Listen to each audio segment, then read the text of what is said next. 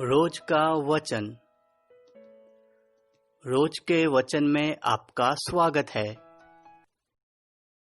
दिन 314।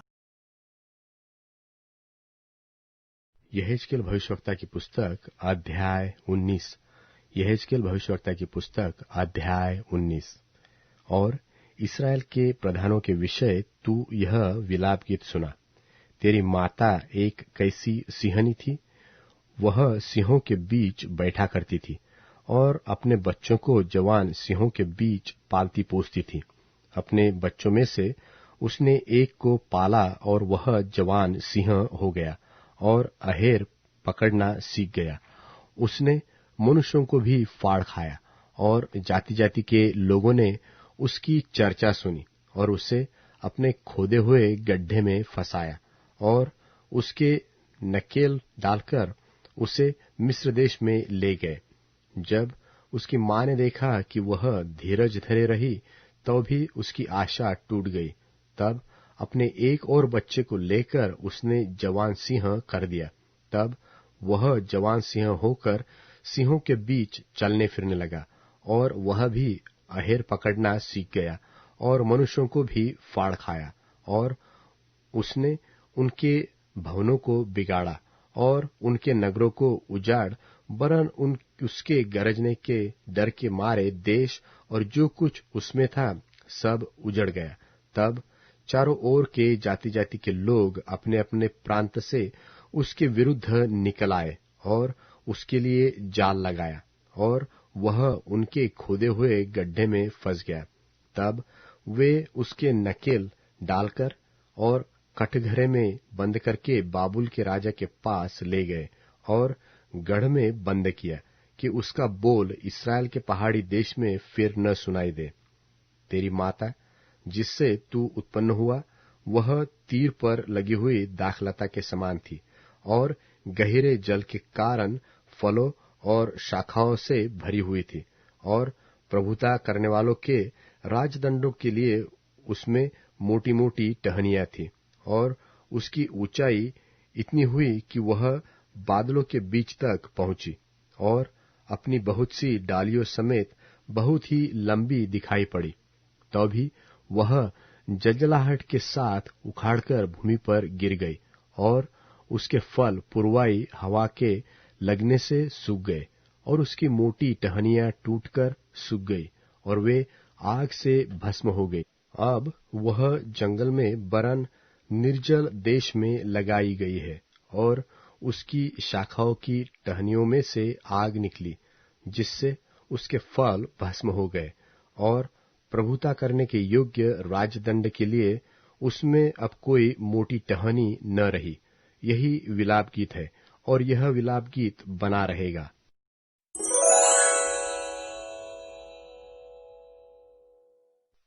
इस वक्त हम पुराने नियम में प्राप्त यहेजकेल भविष्यवक्ता की पुस्तक अध्याय 20 को पढ़ रहे हैं। यहेजकेल भविष्यवक्ता की पुस्तक अध्याय 20। फिर 7वें वर्ष के 5वें महीने के 10वें दिन को इस्राएल के कितने पुरनिये यहोवा से प्रश्न करने को आए और मेरे सामने बैठ गए। तब यहोवा का यह वचन मेरे पास पहुंचा कि हे मनुष्य के संतान, इस्राएली पुरनियों से यह कह कि प्रभु यहोवा यो कहता है कि क्या तुम मुझसे प्रश्न करने को आए हो? प्रभु यहोवा की यह वाणी है कि मेरे जीवन की सौगंध, तुम मुझसे प्रश्न करने न पाओगे। हे मनुष्य के संतान, क्या तू उनका न्याय न करेगा? क्या तू उनका न्याय न करेगा? उनके पुरखाओं के घिनौने काम उन्हें जता दे और उनसे कह कि प्रभु यहोवा यो कहता है कि जिस दिन मैंने इस्राएल को चुन लिया और याकूब के घराने के वंश से शपथ खाई और मिस्र देश में अपने को उन पर प्रकट किया और उनसे शपथ खाकर कहा, मैं तुम्हारा परमेश्वर यहोवा हूं, उसी दिन मैंने उनसे यह भी शपथ खाई कि मैं तुमको मिस्र देश से निकालकर एक देश में पहुंचाऊंगा जिसे मैंने तुम्हारे लिए चुन लिया है। वह सब देशों का शिरोमणि है और उसमें दूध और मधु की धाराएं बहती है।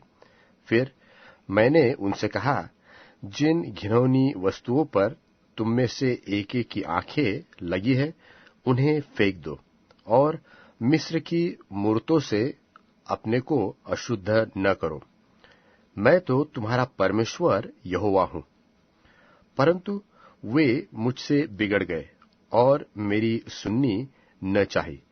जिन घिनौनी वस्तुओं पर उनकी आंखें लगी थी उनको किसी ने फेंका नहीं, और न मिस्र की मूर्तों को छोड़ा है। तब मैंने कहा, मैं यहीं मिस्र देश के बीच तुम पर अपनी जलजलाहट भड़काऊंगा और पूरा प्रकोप दिखाऊंगा। तो भी मैंने अपने नाम के निमित्त ऐसा किया कि वह उन जातियों के सामने अपवित्र न ठहरे जिनके बीच वे थे, और जिनके देखते हुए मैंने उनको मिस्र देश से निकालने के लिए अपने को उन पर प्रकट किया था।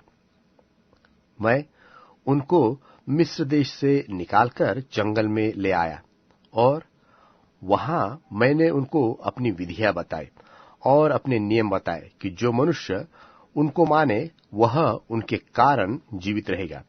फिर मैंने उनके लिए अपने विश्राम दिन ठहराए, जो मेरे और उनके बीच चिन्ह ठहरे, कि वे जाने कि मैं यहोवा उनका पवित्र करने वाला हूं। तो भी इस्राएल के घराने ने जंगल में मुझसे बलवा किया। वे मेरी विधियों पर न चले और मेरे नियमों को तुच्छ जाना, जिन्हें यदि मनुष्य माने तो वह उनके कारण जीवित रहेगा। और उन्होंने मेरे विश्राम दिन को अति अपवित्र किया। तब मैंने कहा, मैं जंगल में इन पर अपनी जलजलाहट भड़काकर इनका अंत कर डालूंगा। परंतु मैंने अपने नाम के निमित्त ऐसा किया कि वह उन जातियों के सामने जिनके देखते मैं उनको निकाल लाया था अपवित्र न ठहरे। फिर मैंने जंगल में उनसे शपथ खाई कि जो देश मैंने उनको दे दिया और जो सब देशों का शिरोमणि है, जिसमें दूध और मधु की धाराएं बहती है, उसमें उन्हें न पहुंचाऊंगा, क्योंकि उन्होंने मेरे नियम तुच्छ जाने और मेरी विधियों पर न चले और मेरे विश्राम दिन अपवित्र किए थे, इसलिए कि उनका मन अपनी मूर्तों की ओर लगा हुआ था। तो भी मैंने उन पर कृपा की दृष्टि की और उनको नाश न किया, और न जंगल में पूरी रीति से उनका अंत कर डाला। फिर मैंने जंगल में उनकी संतान से कहा, अपने पुरखाओं की विधियों पर न चलो, न उनकी रीतियों को मानो, न उनकी मूर्तें पूछकर अपने को अशुद्ध करो। मैं तुम्हारा परमेश्वर यहोवा हूं। मेरी विधियों पर चलो और मेरे नियमों के मानने में चौकसी करो, और मेरे विश्राम दिनों को पवित्र मानो, और वे मेरे और तुम्हारे बीच चिन्ह ठहरे, जिससे तुम जान जाओ कि मैं तुम्हारा यहोवा परमेश्वर हूं। परंतु उसकी संतान ने भी मुझसे बलवा किया। वे मेरी विधियों पर न चले, न मेरे नियमों के मानने में चौकसी की, जिन्हें यदि मनुष्य माने तो वह उनके कारण जीवित रहेगा। फिर मेरे विश्राम दिनों को उन्होंने अपवित्र किया।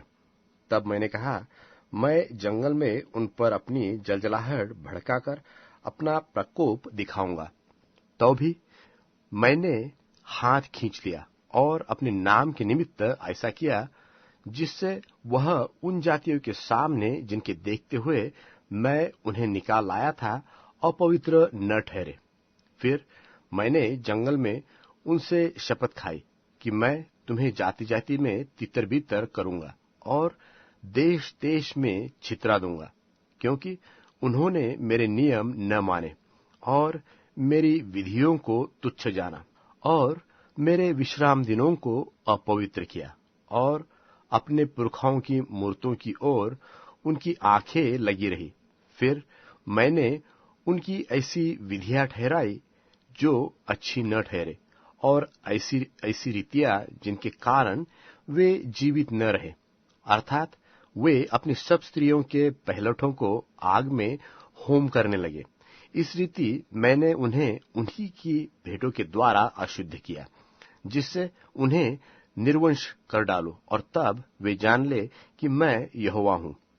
हे मनुष्य के संतान, तू इसराइल के घराने से कहे, प्रभु यहोवा यो कहता है कि तुम्हारे पुरखाओं ने इसमें भी मेरी निंदा की कि उन्होंने मेरा विश्वासघात किया, क्योंकि जब मैंने उनको उस देश में पहुंचाया जिसके उन्हें देने की शपथ मैंने उनसे खाई थी, तब वे हर एक ऊंचे टीले और हर एक घने वृक्ष पर दृष्टि करके वहीं अपने मेलबलि करने लगे और वहीं रीस दिलाने वाली अपनी भेंटें चढ़ाने लगे और वहीं अपना सुखदायक सुगंध द्रव्य जलाने लगे और वहीं अपने तपावन देने लगे।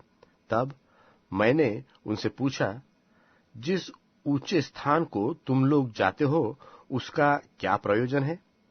इससे उसका नाम आज तक बामा कहलाता है।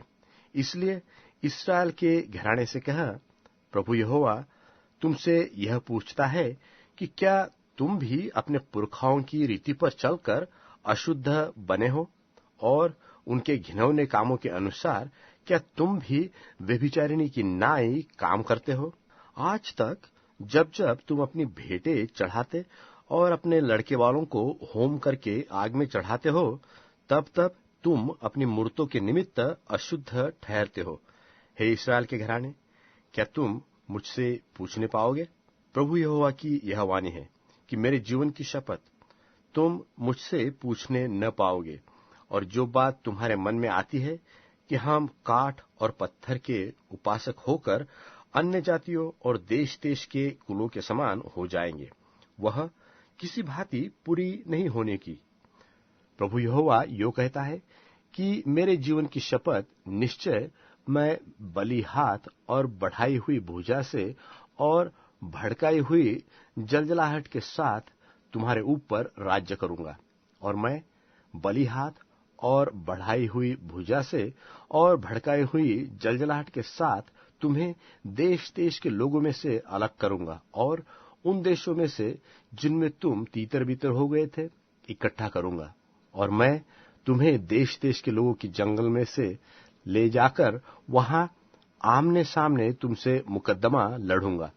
जिस प्रकार मैं तुम्हारे पूर्वजों से मिस्र देश रूपी जंगल में मुकद्दमा लड़ता था, उसी प्रकार तुमसे मुकद्दमा लड़ूंगा। प्रभु यहोवा की यही वाणी है। फिर मैं तुम्हें लाठी के तले चढ़ाऊंगा और तुम्हें वाचा के बंधन में डालूंगा, और मैं तुम में से सब बलवाइयों को जो मेरा अपराध करते हैं निकालकर तुम्हें शुद्ध करूंगा, और जिस देश में वे टिकते हैं उसमें से मैं उन्हें निकाल दूंगा, परंतु इस्राएल के देश में घुसने न दूंगा। तब तुम जान लेंगे कि मैं यहोवा हूं। और हे इस्राएल के घराने, तुमसे तो प्रभु यहोवा यो कहता है कि जाकर अपनी अपनी मूर्तों की उपासना करो तो करो, और यदि तुम मेरी न सुनोगे तो आगे को भी यही किया करो, परंतु मेरे पवित्र नाम को अपनी भेंटों और मूर्तों के द्वारा फिर अपवित्र न करना। क्योंकि प्रभु यहोवा की यह वाणी है कि इस्राएल का सारा घराना अपने देश में मेरे पवित्र पर्वत पर, इस्राएल के ऊंचे पर्वत पर सबका सब मेरी उपासना करेगा। वही मैं उनसे प्रसन्न होऊंगा, और मैं वहीं तुम्हारी उठाई हुई भेंटें और चढ़ाई हुई उत्तम उत्तम वस्तुएं और तुम्हारी सब पवित्र की हुई वस्तुएं तुमसे लिया करूंगा। जब मैं तुम्हें देश देश के लोगों में से अलग करूंगा और उन देशों में से जिनमें तुम तीतर बितर हुए हो इकट्ठा करूंगा, तब तुमको सुखदायक सुगंध जानकर ग्रहण करूंगा और अन्य जातियों के सामने तुम्हारे द्वारा पवित्र ठहराया जाऊंगा। और जब मैं तुम्हें इस्राएल के देश में पहुंचाऊंगा जिसके देने की शपथ मैंने तुम्हारे पूर्वजों के साथ खाई थी, तब तुम जान लोगे कि मैं यहोवा हूं। और वहां तुम अपने चाल चलन और अपने सब कामों को जिनके करने से तुम अशुद्ध हुए हो स्मरण करोगे, और अपने सब बुरे कामों के कारण अपनी दृष्टि में घिनौने ठहरोगे। और हे इस्राएल के घराने, जब मैं तुम्हारे साथ तुम्हारे बुरे चाल चलन और बिगड़े हुए कामों के अनुसार नहीं, परंतु अपने ही नाम के निमित्त बर्ताव करूंगा, तब तुम जान लोगे कि मैं यहोवा हूं।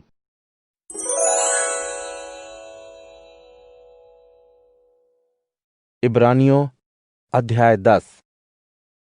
क्योंकि नियम शास्त्र जिसमें आने वाली अच्छी चीजों की छाया है, लेकिन उनकी असलियत नहीं, इसलिए उन एक ही तरह के बलिदानों के द्वारा जो हर साल चढ़ाए जाते हैं, भक्ति करने वालों को बिल्कुल पूरी शुद्धता नहीं दे सकते। यदि ऐसा हो सकता तो उनका चढ़ाना बंद क्यों हो जाता? भक्ति करने वाले एक ही बार शुद्ध हो जाते तो फिर उनका विवेक उन्हें दोषी ना ठहराता, लेकिन उनके द्वारा हर साल पापों का स्मरण हुआ करता है, क्योंकि असंभव है कि जानवरों का खून पापों को दूर करे। इसी कारण वे जगत में आते समय कहते हैं, बलिदान और भेंट आपने ना चाही, लेकिन मेरे लिए एक देह तैयार की। होम बलियों और पाप बलियों से आप खुश नहीं हुए। तब मैंने कहा, देखो, मैं आ गया हूं। पवित्र वचन में मेरे विषय में लिखा हुआ है, ताकि हे परमेश्वर आपकी इच्छा पूरी करूं। वह कहते हैं कि ना आपने बलिदान और भेंट और होम बलियों और पाप बलियों को चाहा और ना उनसे खुश हुए। यद्यपि ये बलिदान तो नियम शास्त्र के अनुसार चढ़ाए जाते थे। वह यह भी कहते हैं, देखिए, मैं आ गया हूं ताकि आपकी इच्छा पूरी करूं। वो पहले को हटा देते हैं ताकि दूसरे को उसकी जगह लाया जा सके। उसी इच्छा से हम यीशु मसीह की देह के एक ही बार बलिदान चढ़ाए जाने के द्वारा पवित्र किए गए हैं। और हर एक पुरोहित खड़े होकर हर दिन सेवा करता है और एक ही प्रकार के बलिदान को, जो गुनाहों को कभी भी दूर नहीं कर सकते, बार बार चढ़ाता है। परंतु ये तो पापों के बदले एक ही बलिदान सर्वदा के लिए चढ़ाकर परमेश्वर के दाहिने जा बैठे, और उसी समय से वो इसका इंतजार कर रहे हैं कि उनके दुश्मन उनके पांव की चौकी बने, क्योंकि यीशु ने एक ही बलिदान के द्वारा उन्हें जो पवित्र किए जाते हैं सर्वदा के लिए शुद्ध कर दिया है। पवित्र आत्मा भी हमें यही गवाही देता है कि प्रभु कहते हैं कि जो वाचा मैं उन दिनों के बाद उनसे बांधूंगा, वो यह है कि मैं अपने नियमों को उनके मन पर लिखूंगा और मैं उनके मन में डालूंगा। फिर वो ये कहते हैं, मैं उनके अपराधों को और उनके अधर्म के कामों को कभी याद न करूंगा। जब इनकी माफी हो गई है तो फिर पाप का बलिदान न रहा।